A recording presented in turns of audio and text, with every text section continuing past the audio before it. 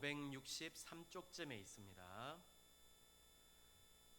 열왕기하 4장 1절에서 7절까지의 말씀을 함께 교독하도록 하겠습니다.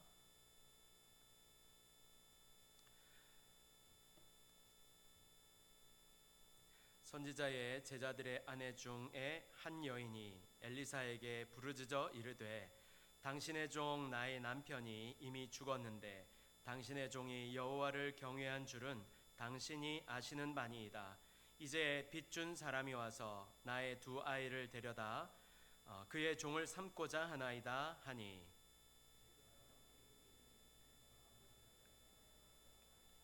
이 집에 무엇이 있든지 내게 하라. 그가 이르되 일종의 집에 기름 한 그릇 외에는 아무것도 없나이다. 이르되 너는 밖에 나가서 모든 이웃에게 그릇을 빌리라. 빈 그릇을 빌리되 조금 빌리지 말고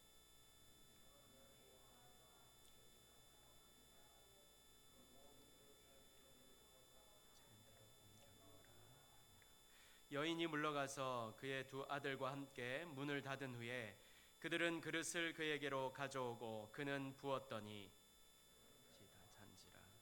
여인이 아들에게 이르되 또 그릇을 내게로 가져오라 하니 아들이 이르되 다른 그릇이 없나이다 하니 그림이 곧 그쳤더라. 같이 읽겠습니다.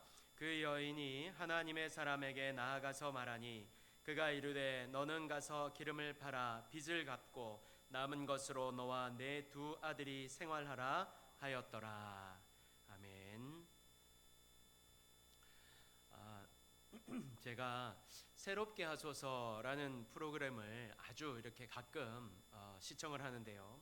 그곳에는 다양한 직업과 환경을 가지신 분들이 이렇게 출연을 하셔서 자신들에게 베푸신 이 하나님의 은혜에 대해서 나누어서 많은 사람들에게 도전과 위로를 이렇게 전하고 있습니다.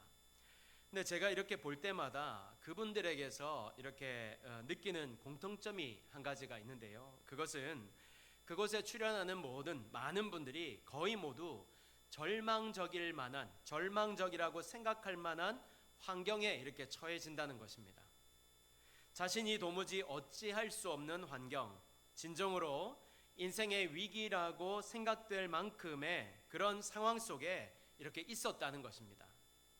자신들의 손에 아무것도 남지 않고 어느 곳을 이렇게 둘러봐도 절망적인 상황 속에 처해 있었다는 것입니다. 그런데 놀라운 것은 한결같이 그곳에서 그분들이 다 하나님을 발견하게 된다는 것입니다. 하나님을 발견하면서 하나님의 기다림이라든지 하나님의 사랑, 하나님의 은혜 이런 것들을 깨닫게 되고 믿음을 갖거나 다시 회복되는 그런 은혜를 경험하게 된다는 그런 그 간증을 이렇게 하게 됩니다. 세상 사람들이 하는 말 중에요, 죽으라는 법은 없다라는 말이 있습니다. 절망적인 상황 속에서도 다른 속담으로 하늘이 무너져도 솟아날 구멍이 있다는 것처럼 한 가지 희망은 반드시 있다라는 그런 뜻입니다. 맞습니다. 그러나 틀린 말이기도 합니다. 왜냐하면 그러지 못할 때도 있거든요. 그런 일이 보장되지 않거든요. 그런데 우리 믿는 자들은 다르지요. 세상 사람들은 그저 요행으로 이렇게 솟아날 구멍, 살아날 방법을 막연히 기다리지만 우리에게는 우리를 붙잡아 주시고 도와주시는 분명한 손길이 있습니다. 그분이 바로 우리 하나님이시며 하나님의 손길입니다. 하나님은 친히 우리를 도와주시는 분이십니다. 주님께 구하는 자, 주님을 찾는 자를 도와주시고 만나주시는 분이십니다. 그래서 우리 믿는 자들에게는 주님이 소망이 되실 수 있는 겁니다. 소망이 되십니다. 주님이 계시기에 우리에게 희망은 단순히 그냥 바람이 아니라 확신이 될 수 있는 것이죠. 저는 이 자리에 계신 모든 분들이 어떠한 상황 속에서도 주님만을 소망하며 믿음으로 잘 이겨내며 그래서 주님이 채우시며 인도하시는 귀한 그런 일들을 항상 경험하며 살아가는 성도가 되시기를 간절히 축복합니다. 오늘은 이렇게 엘리사가 베푼 그 기름 그릇을 채운 이야기를 우리가 함께 나누게 될 텐데요. 어느 날 선지자의 제자들 가운데 아내 되는 한 여인이 이렇게 엘리사를 찾아오게 됩니다. 이 여인은요, 두 아이와 함께 힘겹게 이렇게 살아가고 있었는데요. 문제는 이 제자, 이 남편이 빚을 남기고 죽었던 것입니다. 그래서 빚을 갚아야 되는데 갚을 도리가 없었던 거예요. 여러분 잘 아시다시피 당시 과부는 할 수 있는 일이 없었습니다. 그래서 빚쟁이가 두 아이를 데려다가 이제 종으로 삼으려고 했던 것이죠. 당시 율법에 따르면요, 빚을 갚지 못할 경우에는 빚을 진 당사자나 그 자녀를 6년간 종으로 삼을 수 있었습니다. 이 여인이 바로 그러한 상황에 놓이게 된 것입니다. 남편이 없는 여인에게 지금 이 두 아이마저 빼앗겨서 그것도 이렇게 종으로 팔리게 된다면 얼마나 슬픈 일이겠습니까? 얼마나 가슴 아픈 일이겠습니까? 정말로 낙심할 만한 암울한 상황인 것이죠. 게다가 여기 잘 보시면 이렇게 표현되고 있는데요. 당신의 종이 여호와를 경외한 줄은 당신이 아시는 바니이다. 이 제자는 이미 죽은 이 제자는요, 그냥 이렇게 대충 신앙생활을 한 것이 아니었던 것 같아요. 하나님을 경외하고 하나님을 잘 섬겼습니다. 그것을 엘리사도 인정할 정도로 깊은 그런 신앙을 가지고 있었던 거예요. 그런데 그는 죽어버리고 말았습니다. 그리고 남은 가정은요, 빚더미에 앉아서 자녀는 종으로 끌려가야 하는 그런 형국의 형편에 처했던 것입니다. 그러면 이 남은 가족은 도대체 어떻게 하란 말입니까? 여러분, 우리는요, 하나님을 잘 섬기면 아무 걱정도 없고 무사안일하고 만사형통할 것이라고 그렇게 생각을 합니다. 그런데 오늘 이 말씀을 따르면요, 아닐 때도 있다는 사실을 가르쳐주고 있는 것입니다. 실제로 우리 삶 가운데도 이런 일들이 비일비재합니다. 제가 섬겼던 교회에 성도들이 교제를 나누던 이런 사랑방을 섬기던 사랑방이 있었는데요. 이 사랑방을 섬기던 권사님이 계셨습니다. 이 권사님을요, 이 사랑방을 마치 자기 것처럼 얼마나 헌신하면서 얼마나 충성되이 봉사하셨는지 모릅니다. 정말 열심히 봉사하셨어요. 특별 새벽기도 기간이 찾아오면 이 권사님이 새벽 2시에 일어나가지고 성도들을 위해서 깨죽을 그냥 진짜 말 그대로 한 나라에 만들어가지고 그 깨죽을 성도들에게 이렇게 다 베푸는 그런 분이셨습니다. 다 먹도록 해주셨어요. 당시에는 그 깨죽이 얼마나 귀한 것인지 잘 몰랐습니다. 다시 말해서 그렇게 헌신하여 만드신 것을 귀한 섬김인지 잘 몰랐어요. 그런데 그렇게 섬기시던 권사님이 그만 암에 걸리고 말았습니다. 얼마나 안타까운지요. 그런데 이 권사님의 이런 이야기뿐만 아니라 믿음 생활 잘해서 이제 겨우 먹고 살만한데 병에 걸렸다든지 아니면 앞서 말씀드렸던 것처럼 새롭게 하소서에 나왔던 그런 많은 분들, 그분들이 겪었던 수많은 어려움들, 그 외에도 우리 주위에 혹은 나에게 일어나는 수많은 어려움들이 있습니다. 나는 예수님 잘 섬기고 잘 살려고 하는데, 지금 신앙생활 너무 열심히 하고 있는데 갑자기 이렇게 닥치는 어려움이 우리에게 실제로 있다는 거예요. 정말로 상상하지 못할 어려움을 우리가 만날 때가 있습니다. 사업이 실패하고 직장에서 쫓겨나고 자녀의 문제로 어려움을 겪는 분들이 많이 계십니다. 가정의 병으로 인해 힘겨워하는 분이 계셔서 어려움을 겪고 계시는 분들이 많이 계세요. 그런데 주님을 잘 믿고 잘 섬기는 믿는 자들이 왜 이런 고난과 고통을 당해야 될까요? 베드로전서 4장 12절에서 13절에 이런 말씀이 있습니다. 사랑하는 자들아, 너희를 연단하려고 오는 불시험을 이상한 일 당하는 것 같이 이상히 여기지 말고 오히려 너희가 그리스도의 고난에 참여하는 것으로 즐거워하라. 이는 그의 영광을 나타내실 때에 너희로 즐거워하고 기뻐하게 하려 함이라. 이렇게 말씀합니다. 여기 보면 우리에게 찾아온 시험을 뭐라고 하냐면요, 불시험이라고 합니다. 불이 무엇입니까? 먼저 뜨겁습니다. 그리고 모든 것을 태웁니다. 그만큼 우리가 만나는 시험이나 고난이나 어려움은요, 나의 삶을 태우다 못해 모든 것을 다 태울 정도로 치명적입니다. 그래서 얼마나 고통스러운지 모릅니다. 그런데 그 앞에 보면 이런 고통스러움을 왜 주신다고 합니까? 너희를 연단하려고, 우리를 연단하기 위해 고난을 허락하신다는 거예요. 우리가 왜 연단을 받아야 됩니까? 13절에 보니까요, 그의 영광을 나타내실 때에 너희로 즐거워하고 기뻐하게 하려 함이라, 이렇게 말씀하고 있습니다. 여러분, 로마서 8장 18절에 보면 현재의 고난은 장차 우리에게 나타날 영광과 비교할 수 없다고 말씀합니다. 여러분, 이 말씀 속에서 우리가 당하는 고난이 왜 필요하다고 지금 말씀하고 있습니까?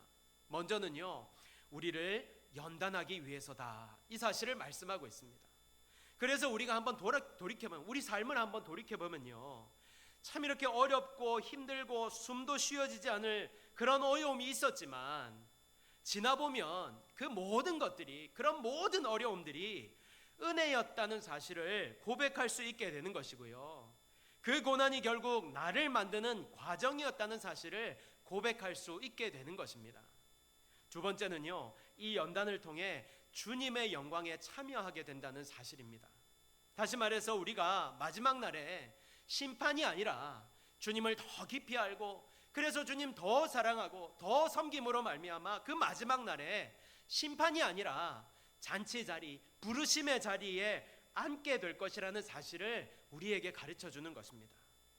자, 그런데 이렇게 말씀을 드리지만 고난을 당하는 사람이나 그 시간은요, 얼마나 고통스러운지 모릅니다.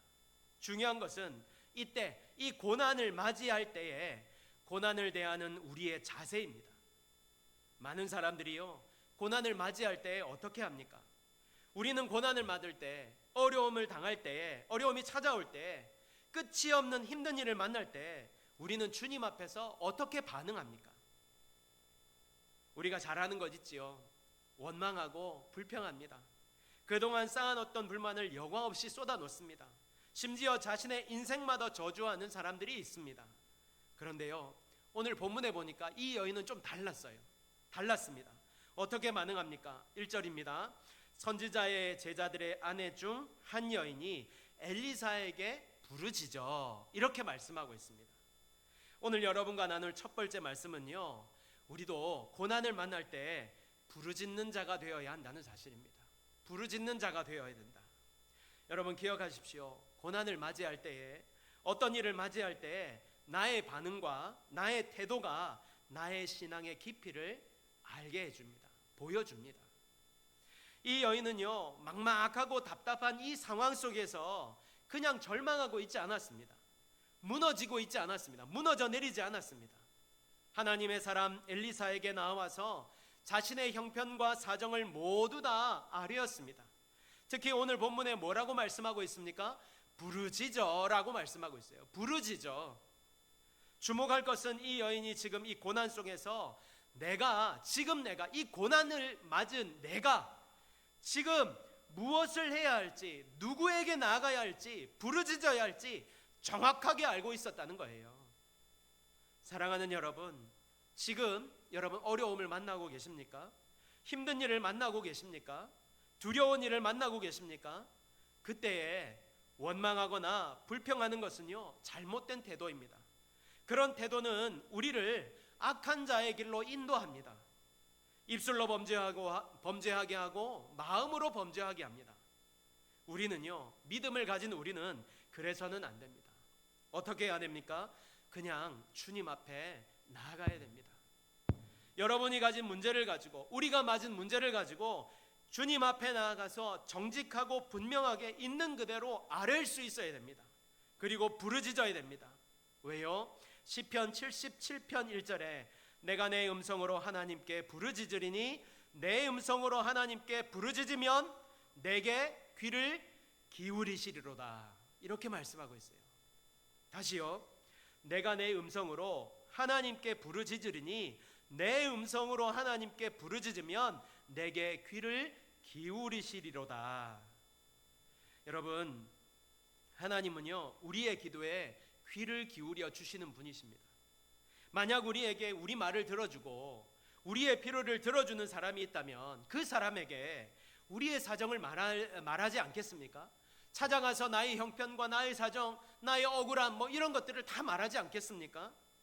그런데요, 이 세상에는 그런 사람이 없고 만약 있다고 해도요, 다 들어줄 수 없습니다. 나의 사정과 나의 형편 다 들어줄 수 없어요.